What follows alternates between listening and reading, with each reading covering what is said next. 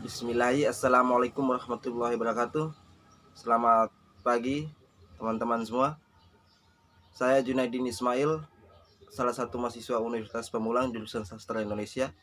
Kali ini saya akan menjawab pertanyaan-pertanyaan dari dosen yang mengenai tugas UAS.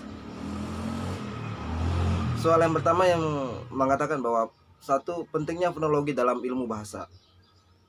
Penyelidikan bunyi-bunyi bahasa pada suatu bahasa itu mempunyai fungsi yang besar dalam hal menciptakan tanda-tanda lambang yang menyatakan bunyi ujaran.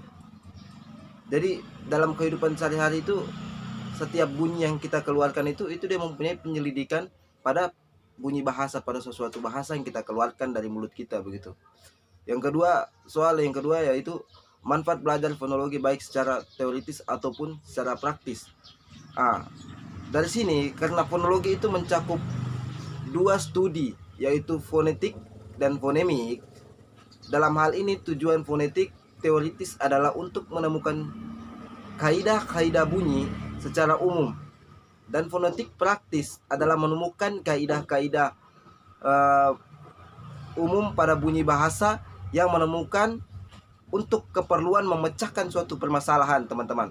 Dan hal ini yang dilakukan pada bidang hukum ya, secara praktis, dan hal ini biasa digunakan untuk latihan lafal untuk para penderita tunawicara.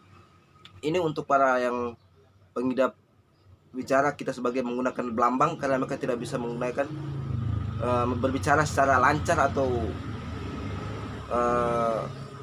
langsung, karena kita harus menggunakan kode atau apa sehingga bisa tersampaikan kepada orang-orang yang pengidap tunawicara.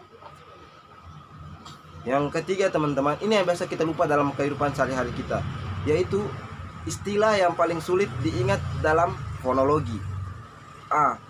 Padahal kata-kata ini dalam kehidupan sehari-hari kita selalu mengucapkan ketika tidak dengan sengaja. Yang pertama yaitu alofon. Alofon yaitu wujud yang sama seperti variasi bunyi.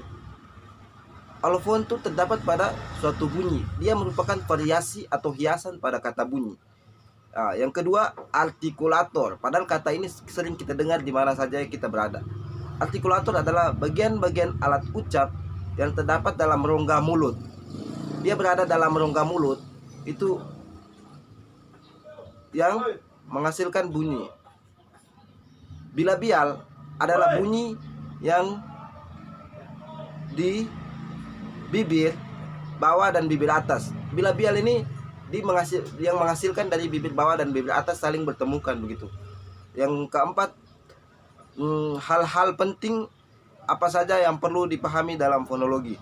Nah, dalam fonologi, dalam ilmu sastra, yang kata-kata yang perlu kita ingat dan kita pelajari, yang pertama itu fonetik. Yang kedua adalah alat ucap. Yang ketiga adalah proses fonasi.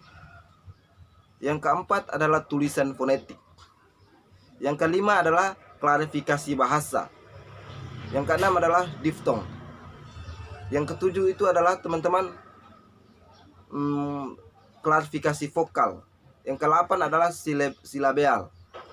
Kelapan kata ini, bidang ini sangat penting dalam ilmu fonologi yang terdapat pada jurusan sastra Indonesia.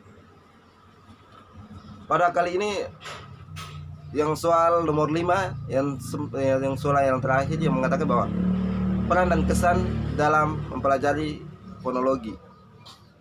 Nah, dikarenakan fonologi di dalam itu menjelaskan tentang fakta bahasa yang menjadi baik dan benar pada umumnya, terutama yang paling penting yaitu bahasa kita sehari-hari, teman-teman. Di dalam hal ini yaitu bahasa Indonesia.